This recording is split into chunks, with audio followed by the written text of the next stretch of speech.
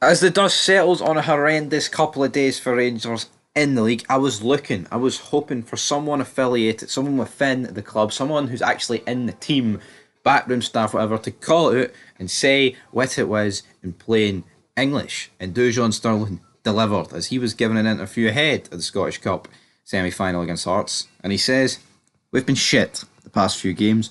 We're fighting for a title, but the way we're playing, it's like the season's dead. I don't know if the belief is there."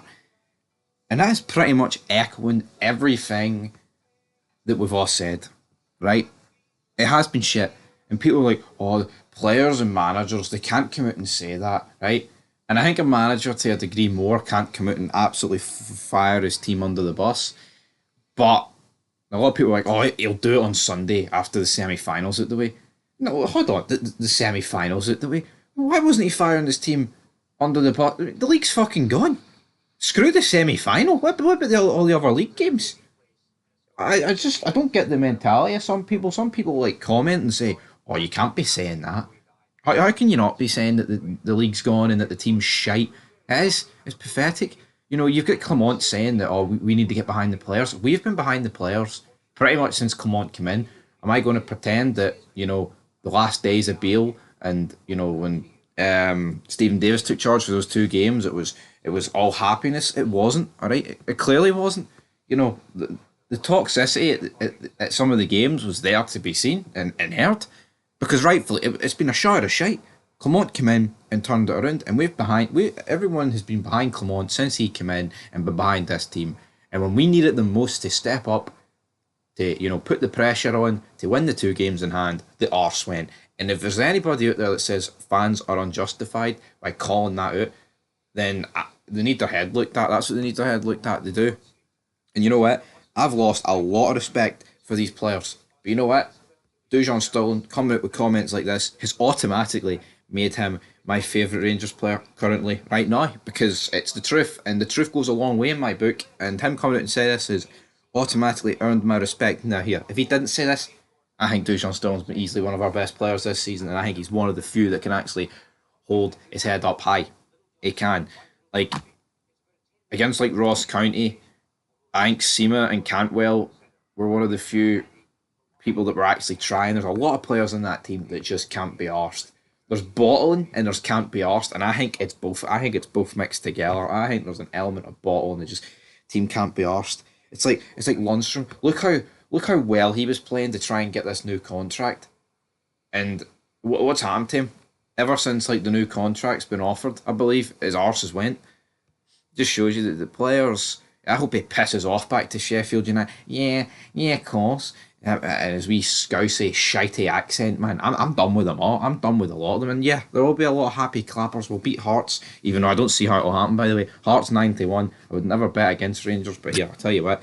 If you did bet against Rangers 91, I think that's printing money. See if you got a spare £100, I'd be putting it on Hearts, but like I said, I'm not going to do that. I think 9-1's incredible. I do. If we turn up at Hampden the way we've played in the last two games, Hearts will steamroll us because they've actually got players capable. I mean, Ross County, they're decent up front and they did punish us.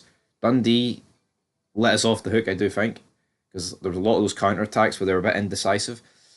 Hearts won't be. Lawrence Shankland, all it takes for him is to get one touch, boom, good night, and he will sink us. And again, that will highlight the fact that we should have signed him in January even freaking more. And yeah, I'm glad Dujon Sterling's come.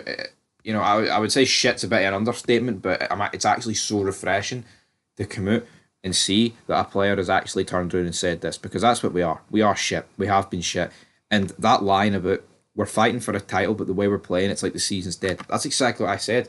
I said the way that we have been playing in the last two games has been like the seasons where the league has been wrapped up for Celtic, and it's like those couple of games at the end of the season that's dead and there's nothing to play for. Seconds guaranteed, you can't catch them, and it's like we're just sitting there playing for fun. Even so, in those games, players should be trying to make an impact for next season. Honestly, like a lot of people saying, "Oh, no one could come back from that squad, and you wouldn't even care in the summer," and you do feel that way. It's like I talked about how yeah, Morelos went off the rails the last season, but I genuinely feel like Morelos cared. He had passion, man. He did. I feel there's a lot of players in that team that don't happen. But Tom Lawrence scores a goal and he does the teary eye celebration to wind up Celtic fans. But look at him. See the last cup. Tom Lawrence has been the worst player on the pitch for me the last two games, and that says something considering how bad certain other players have been. So yeah, that's where we're going to leave it. I mean, the cup semi-final is on Sunday, but we could win it 6-0. I'm not going to be happy. I'm still going to be pissed off. I'm not going to pretend because we beat Hearts out of a cup, that I'm buzzing. Well, it'll be different when it gets to that final, absolutely. But here, gets to that final. This team doesn't know how to beat Celtic when it matters, so their arse will just go. So we'll be praying for Aberdeen in the final. And I can assure you, folks, there's one thing I can predict this weekend for sure. It's that Aberdeen are not going to beat Celtic. So do not be betting them. But until next time, your thoughts down below. And peace.